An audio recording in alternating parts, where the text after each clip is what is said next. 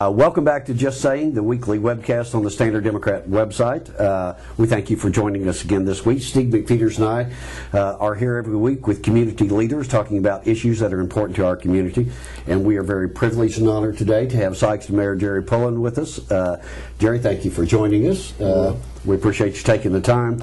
The problem with meeting with the mayor is that we have about a 10-minute show, and we could probably spend an hour and a half with you today. So we'll try to cover as many topics as we can. The first one we were just talking about briefly. We were at a meeting yesterday pertaining to trying to resolve some of these condemned structures that we have in Sikeston. I think we still have about 200 problem properties, and you led a group to Jefferson City last week to meet with the Attorney General. We did a little follow-up. Tell us what's going on that issue. Well, we did a tour yesterday, which you were on, and you didn't go on the tour, though, did you? No, I've driven the bus before. Then we had a meeting afterward. We took Attorney General, Chief of Staff around Sikeston to all the properties that the LCRA owns, and dilapidated properties. And to start that out, Mike Bohannon and I and Mike Marshall flew to Jeff City last week and met with the Attorney General's Chief of Staff and one of his aides,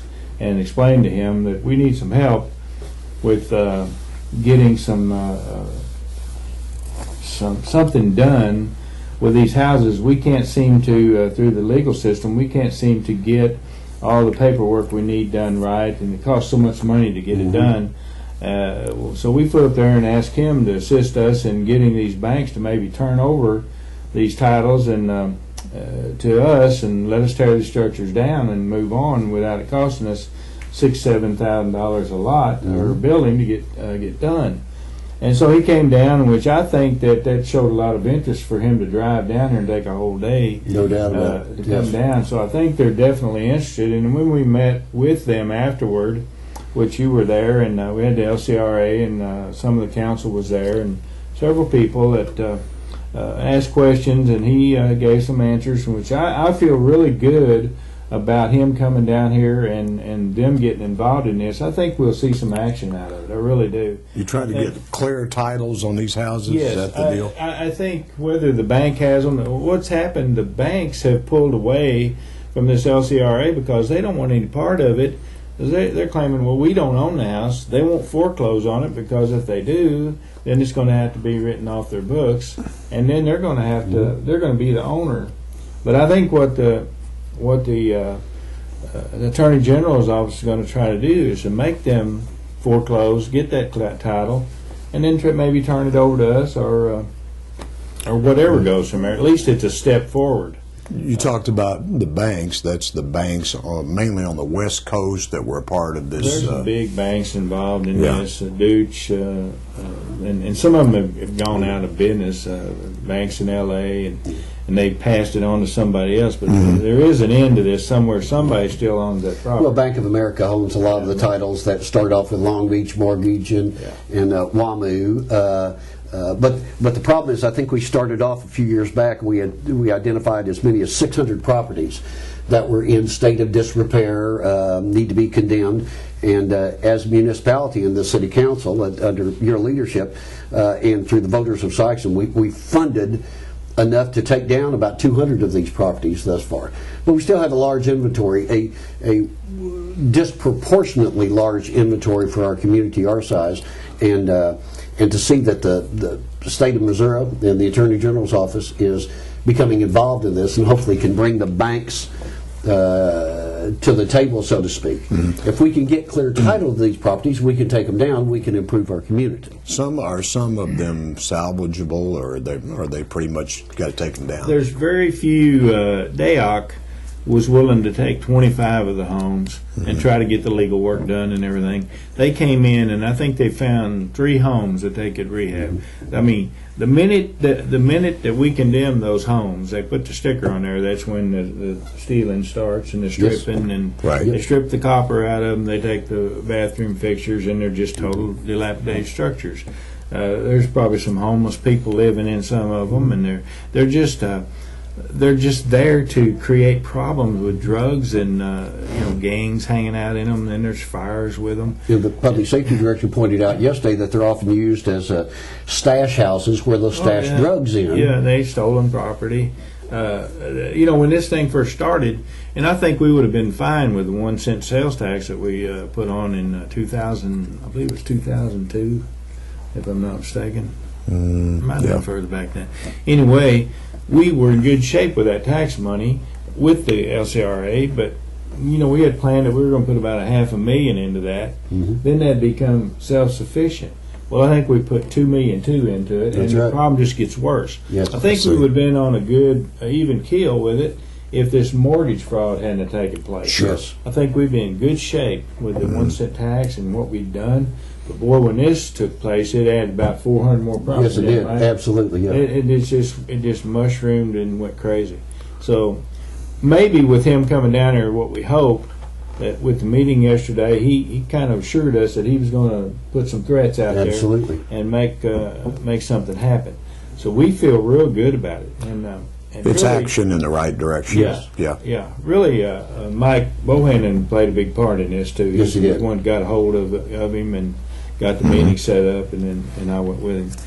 But I'm really excited about what that meeting yesterday. I think we'll get some action. Because we've talked a lot about, there's been meetings with employers. We want to get more people living in Sikeston, and affordable housing for working people is a good way to put it, I think. Yes. And so anything we can do with this issue is going to help. But what else do you think, Jerry, we can do to encourage more housing development in that range that people can afford? I don't know what it is. We've talked about it. Is it 90 to 120 or $100,000 house? We need more of those. Well, I think Steve, that if this Attorney General makes some headway on this issue that we're talking about, if he gets that done, I think it'll open up a lot of properties. But right now, with the properties we've got cleared, no one wants to buy those properties and build on them when it's next to 3 dilapidated structures. True. Right. But if we get those dilapidated structures torn down, and then the house, 3 houses down and across the street are really nice homes, and they take care of the yards, then these builders might want to come in and buy that property for $1,000 a lot. That's right. I wouldn't care to own some of them if it was cleaned up down there, Sure. build homes on them, rent them. But they're not. You've seen the houses going up on Northwest Street. Because it's a clean area. Absolutely, Right. it is. And he's built 6 or 8 homes there and rented them right out. I think you'll see some action on that part. And we've also got to think about our industries, coming in here. When people come in here with an industry and drive the area and look at all these dilapidated structures and think, oh man, I'm going to go somewhere else. Right. And I think that's what Jonesboro and Paragould got going for them, They're cleaning up those areas and making it look presentable. Well, People want to come. and the purpose behind LCRA first is the clearance part, and that's what we're addressing today. And then the redevelopment part, as you state, will follow that. Yes. But we have to get a handle on clearing those, and if the Attorney General's office is successful in bringing these dozen or so banks to the table so that we can get clear title, I think through the sales tax that you spoke of earlier, we can probably find the funds to remove those properties. But it's been a long road, and I think probably longer than any of us had expected when we first started on this journey. I think it has too. But I think that in the next year you're going to see some results. Now, I really believe that. I do too. And I think if we get these structures torn down, get all these lots cleared, that you'll see some builders want to buy those lots to come in and build some homes. I Get some agree. Decent people renting them. And it's all about how you perceive your community, and the BMU building, the DPS building under construction, the Housing Authority building. Now we need to get some headway with real housing for real people. Right, absolutely. I think when you get this DPS building underway and get it toward ending, you'll see across the street. I think Matthews is going to do some things across the street. I think you'll see downtown improve. I really do. And Sikeston has done a lot in the last few years as far as downtown. It looks a lot better. You got the downtown group working in the vision committee, and I believe you're going to see some good things happen in Sikeston. And I believe it's a great place to live. It's a good place to raise a family. We got a good school system, no matter how bad some of the people talk about it. But Sikeston is a nice town, and we've got that industrial park that's got room for industries to move in. We're looking at some new industries coming in. It's on the table now, so I feel real good about the future. I really do. Yep, and Three Rivers making their commitment. Absolutely. We've already got Southeast here, and the key is there's a lot of people that work in our community, and providing good places for them to live is the last piece of the puzzle, but that's a huge problem. It is a big one.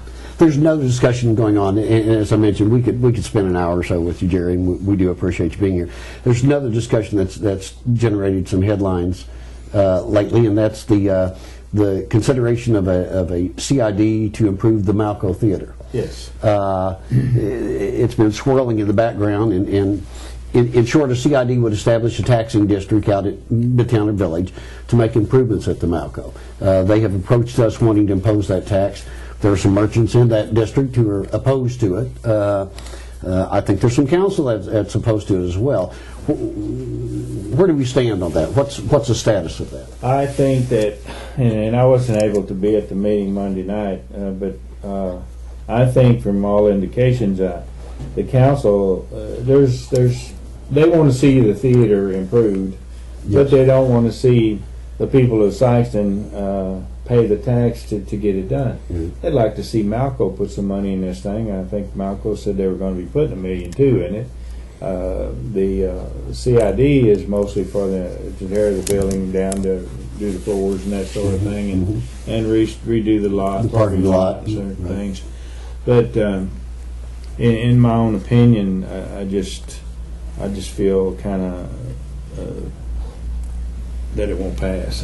I'm just feeling that way. Yeah. From the meeting Monday night and the what happened there, I've heard a lot of comments about it. I just don't see it happening. I mean, it needs to happen. And I think that sentiment's right. I think we all want a new and improved theater. I mean, that's a draw. Cape Girardeau has one, and we know there are a lot of people south of us who drive right through past our community to go to Cape. And but the question becomes, as you said, the question becomes, how do we pay for it, and is it fair for taxpayers to pay for improvements to a private sector business? And I have some thoughts on that, and I have. Well, the thing, I was at the meeting, and it was a packed house, and the thing I think most people there that wrestle with is if you've got a company that has been successful at running movie theaters in other markets, they've obviously put money in those markets because they thought it was worth it. If you don't think it's worth it here in Sikeston, then why would you? If you're not going to do it, you can't limp along like we have the last. If you look at past performance, it's just not up to par. And ask somebody else to make the improvements for you. If he thinks himself that it's not worth putting the money in, then why should the taxpayers put the money in? That's their feeling that they got out of that meeting. Yeah, that's what I've heard. Yes. You know, if he doesn't feel like he wants to put his money in, why should we put ours in? And you know, and I'm for the theater. Don't get me. Oh yeah, everyone is. I'm for that theater. I would love to see a 6-screen theater go in here, and I think it'd make all the difference in the world in our economy, in our town, and our growth and everything. But to see the people pay 2/3 of it, I don't know if that's fair or not. Well, there one comment that Scott Welton had in the paper, and he was there, was the guy from Malco said, if you can go find another operator, go find it. And I'm sitting there thinking, might want to take him up on that. That's probably exactly what we're going to do if he don't make the improvements. Yeah. I think you'll see, and maybe even see the code enforcement go in there and just see what all does need to be done. Yeah, because you need to have, a place you can be proud of. Yes, we do. We need a theater. Well, and quite honestly, we deserve a theater too. Right. I mean, we do. It has worked in other towns, and there's through the like I said about the police facility, you know, we deserve a better public safety building. Yes. We do, for the size city we are and what we're doing, and we deserve, as a size city we are, we deserve a better theater. Yeah, and the good thing is, I know Mike and I did a show on the DPS building when you were still in the decision-making process, and we kind of concluded if we don't do it now, Yeah. with the kind of terms that you have, you're This never is going to the get best it done. opportunity we've Yeah. ever had since Yes. I've been on the council. I've been on it 13 years.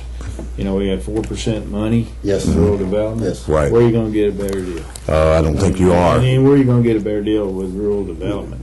True. No. Rural and you're development not. is going to be there. And I'll tell you something that's funny and will be an irony. When that building is complete, and it's going to be a showcase, and it's going to be a source of pride for our community without a doubt. Some of those naysayers, those people who were opposed to it, who sat at the coffee shops and what have you, They're going to be right up they will be just as proud of it as Oh, yeah. anybody else, and will point to it, Oh, yeah. and it will be it'll be a source of pride.